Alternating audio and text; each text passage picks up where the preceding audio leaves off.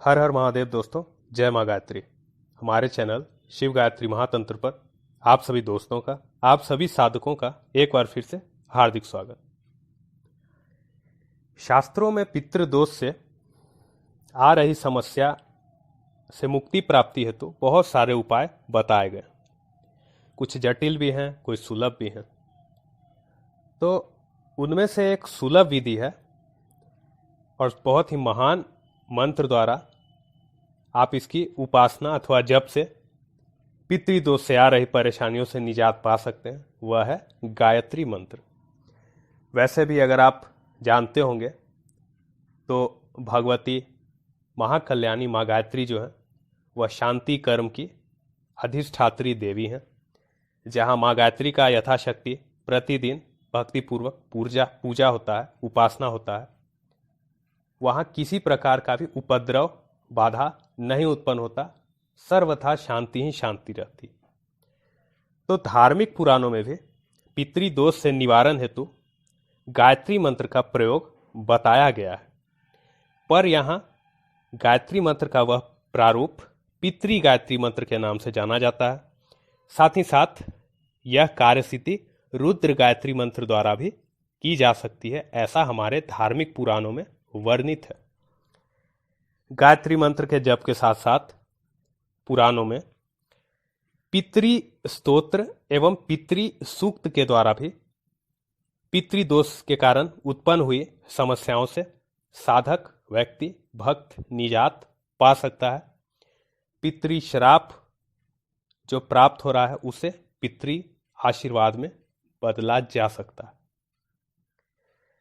तो केवल पितृ पक्ष में ही नहीं, बल्कि अगर व्यक्ति साधक प्रतिदिन नियमित रूप से पितृ गायत्री मंत्र, रुद्र गायत्री मंत्र, पितृ सूक्त अथवा पितृ स्तोत्र का यथाशक्ति प्रतिदिन जाप करे, पाठ करे, तो इससे हर प्रकार के बाधा का नाश होता है, कलह क्लेश में शांति आती है, ऊपरी बाधा का नाश होता है, खिलाया पिलाया दोष का नाश होता है, दाम्पत्य सुख में मधुरता आती है, पति पत्नी के संबंधों में भी खुशहाली आती है, प्रेम प्रसंग मधुर होते हैं, विवाह में आ रही अड़चनें दूर होती हैं, असफलता की प्राप्ति नहीं होती, जितने भी प्रकार के कष्ट हैं, दुख हैं, दरिद्रता हैं, यह सब दूर होते हैं, हमारे कार्य सिद्धि होती है।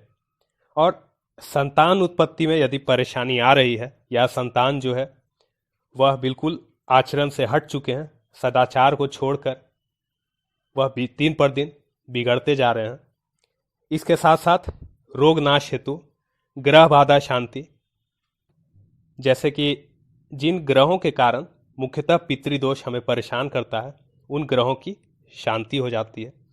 और सबसे बड़ी बात है कि पितृ गायत्री मंत्र, पितृ सूक्त अथवा पितृ स्तोत्र के नियमित पाठ और जप से हमारे पितृ यदि हमें श्राप भी दे रहे हैं तो उनका श्राप आशीर्वाद में तब्दील हो जाता है, बदल जाता है, परिवर्तित हो जाता है, जिससे हमारे प्रति काम में, प्रति कार्य में उनका आशीर्वाद और सानिध्य हमें प्राप्त होता है।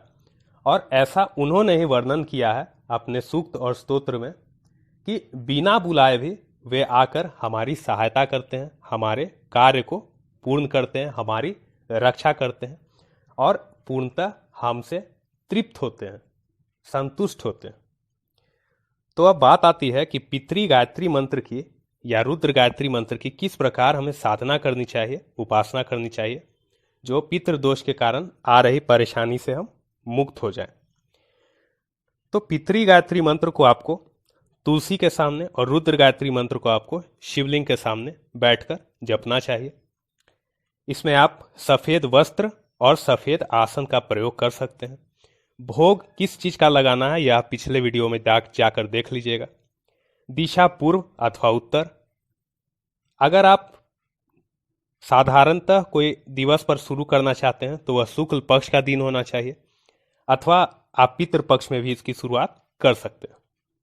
तो अपने पितृदोष की शांति हेतु आपको सर्वप्रथम संकल्प लेना होगा। संकल्प में आपको अपना नाम, अपने पिताजी का नाम, अपने गोत्र का नाम को वर्णित कर यह संकल्प लेना होगा कि आप अपने पितरों की तृप्ति हेतु, संतुष्टि हेतु और पितृदोष की शांति हेतु 41 दिनों में 1.25 लाख पितृ गायत्री मंत्र अथवा रुद्र गायत्री मंत्र का संकल्प ले रहे हैं। इसको आप तुलसी की माला पर और रुद्राक्ष की माला पर भी कर सकते हैं। यदि आप 41 दिनों का संकल्प न लेकर केवल पितृपक्ष में ही जपना चाहते हैं तो प्रयत्न कीजिए प्रतिदिन 11 से 21 माला करने की। यदि आप एक बैठक में इतना नहीं कर पाते तो आप पितृपक्ष के समय में सुबह अथवा शाम एवं रात को भी आप पूर्ण कर सकते हैं। ज़्यादा समय नहीं लगता इसमें। तो जब भी आपका पितृपक्ष का महीना का यह साधना पूर्ण हो जाए या 41 दिनों का साधना पूर्ण हो जाए, हमेशा हवन कीजिएगा। हवन आप पितृ गायत्री मंत्र एवं रुद्र गायत्री मंत्र का किस हाविष्य से करेंगे? तो हाविष्य होगा आम का लकड़ी, गाय का शुद्ध घी, काला तिल, अक्षत और चीनी को मिलाकर। प्रयत्न कीजिए कम से कम 108 आहुति, और यदि 1008 आहुति हो जाए तो बहुत ही शुभ है। जब भी जाप अनुष्ठान और हवन पूर्ण हो जाए, दान अवश्य करें। दान किन चीज़ों का करना है यह पिछले वीडियो में मैंने आपको बता दिया था। दान के साथ साथ ब्राह्मणों को और कन्याओं को भोजन अवश्य कराएं। इस साधना के दौरान क्या नियम होंगे वह साधारणतः साधना के नियमों पर लागू होते हैं। साथ ही साथ कुछ ऐसे वर्जित पेय अथवा भोजन भी हैं जो आपको इस साधना में नहीं करना है, जिसके बारे में मैं इसके पूर्व वाले वीडियो में बता चुका हूं। तो अब सबसे पहले जानते हैं कि पितृ गायत्री मंत्र क्या है। पितृ गायत्री मंत्र का प्रयोग हेतु सबसे पहले आपको ध्यान मंत्र का आवश्यकता है। ध्यान मंत्र है ओम देवताभ्य पितृभ्यश्च महायोगीभ्य एव च नमः स्वाहाय स्वधाय नित्यमेव नमो नमः। पितृ गायत्री मंत्र है ओम पितृगणाय विद्महे जगतधारिणे धीमहि तन्नो पित्रो प्रचोदयात्। ओम पितृगणाय विद्महे जगतधारिणे धीमहि तन्नो पित्रो प्रचोदयात्। रुद्र गायत्री मंत्र आप जानते ही होंगे ओम तत्पुरुषाय विद्महे महादेवाय धीमहि तन्नो रुद्र प्रचोदयात्। बिल्कुल चिंता नहीं कीजिएगा, ये दोनों मंत्र और ध्यान मंत्र आपको वीडियो के दौरान प्राप्त हो जाएगा।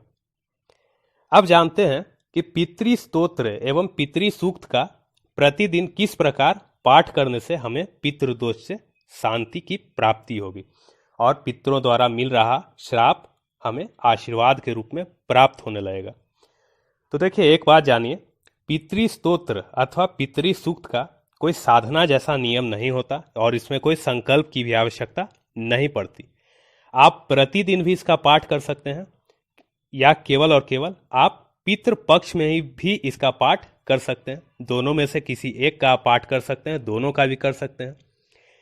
यदि आप प्रायः साधारणतः दिनों में कर रहे हैं तो आप एक पाठ करिए, और यदि आप पितृपक्ष में कर रहे हैं तो यथाशक्ति 1 पाठ, 3 पाठ, 5 पाठ, 11 पाठ अपने यथाशक्ति अनुसार आप कर सकते हैं। इससे भी पितरों की तृप्ति होती है, संतुष्टि होती है और उनका आशीर्वाद हम पर बना रहता है। तो पितृ स्तोत्र अथवा पितृ सूक्त को पाठ करने का कोई नियम नहीं है। सफ़ेद वस्त्र पहनकर, सफ़ेद आसन, दिशा पूर्व अथवा उत्तर, शुक्ल पक्ष को शुरुआत कीजिएगा यदि आप नॉर्मल दिनों में कर रहे हैं तो।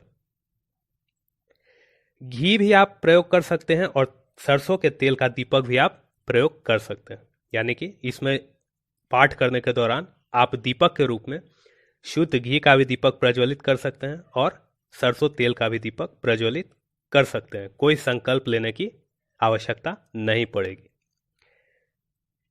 तो पितृ स्तोत्र और पितृ सूक्त का यदि आपको ज्ञान नहीं है, आप नहीं जानते हैं, तो इसी वीडियो के डिस्क्रिप्शन बॉक्स में आपको यह दोनों प्राप्त हो जाएगा। महाकल्याणी वेद माता माँ गायत्री के कृपा से एवं जगत गुरु महाकपालिक महाघोरेश्वर भगवान शिव के कृपा से आपको पितृदोष की समस्या से मुक्ति मिले, ऐसा हम आपके लिए प्रार्थना करते हैं। तब तक के लिए हर हर महादेव, जय माँ गायत्री, जय जय गुरुदेव। ओम सर्व पितृभ्यो नमो नमः।